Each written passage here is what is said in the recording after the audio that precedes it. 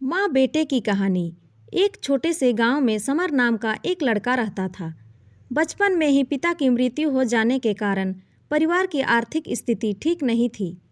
समीर की माँ कुछ पढ़ी लिखी जरूर थी, लेकिन उतनी पढ़ाई लिखाई से नौकरी कहाँ मिलने वाली थी। घर घर बर्तन मांजकर और सिलाई बुनाई का काम करके किसी तरह अपने बच्चे को पढ़ा लिखा रही थी। समर का स्वभाव से थोड़ा शर्मिला था और अक्सर चुपचाप बैठा रहता था। एक दिन जब वो स्कूल से घर लौटा तो उसके हाथ में एक लिफाफा था। उसने माँ को लिफाफा पकड़ाते हुए कहा, माँ, मास्टर साहब ने तुम्हारे लिए ये चिट्ठी भेजी है, जरा देखो तो इसमें क्या लिखा है। माँ ने मन ही मन चिट्ठी पढ़ी और मुस्कुराकर बोली, बेटा, इसमें लिखा है कि आपका बेटा काफ़ी होशियार है। इस स्कूल के बाकी बच्चों की तुलना में इसका दिमाग बहुत तेज है और हमारे पास इसे पढ़ाने लायक शिक्षक नहीं हैं। इसीलिए कल से आप इसे किसी और स्कूल में भेजें। यह बात सुनकर समर को स्कूल ना जा सकने का दुख तो हुआ, पर साथ ही उसका मन आत्मविश्वास से भर गया कि वो कुछ खास है और उसकी बुद्धि तेज है। माँ ने उसका दाखिला किसी दूसरे स्कूल में करवा दिया। समय बीतने लगा। समीर ने खूब मेहनत से पढ़ाई की, आगे चलकर ऑफिसर बन गया। समर की माँ अब बूढ़ी हो चुकी थी और कई दिनों से बीमार भी चल रही थी और एक दिन अचानक उनकी मृत्यु हो गई।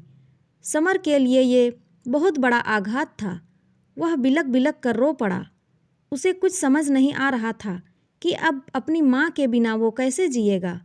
रोते रोते ही उसने माँ की पुरानी अलमारी खोली और हाथ में उनकी माला, चश्मा और अन्य वस्तुएं लेकर चूमने लगा।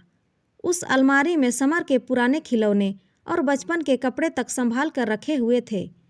समीर एक एक कर सारी चीज़ें निकालने लगा और तभी उसकी नज़र एक पुरानी चिट्ठी पर पड़ी। दरअसल ये वही चिट्ठी थी जो मास्टर जी ने उसे 18 साल पहले दी थी।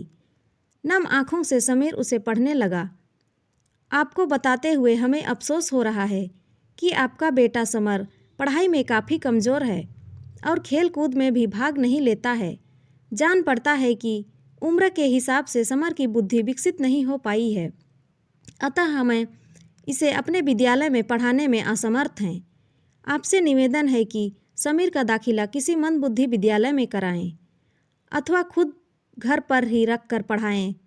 समर जानता था कि भले अब उसकी माँ इस दुनिया में नहीं रही, पर वो जहाँ भी रहे उनकी ममता का अपना आशीर्वाद उस पर बना रहेगा। त्याग और तपस्या की मूरत भला कौन हो सकता है। हम पढ़ लिख लें, बड़े होकर कुछ बन जाएं, इसके लिए वो चुपचाप ना जाने कितनी कुर्बानियाँ देती हैं। अपनी ज़रूरतें मार कर हमारे शौक़ पूरा करती हैं। यहाँ तक कि संतान बुरा व्यवहार करे तो भी माँ उसका भला ही सोचती है। सचमुच माँ जैसा कोई नहीं हो सकता। तो दोस्तों, ये कहानी आपको कैसी लगी कमेंट में ज़रूर बताएं और अच्छी लगी हो तो लाइक और सब्सक्राइब ज़रूर करें।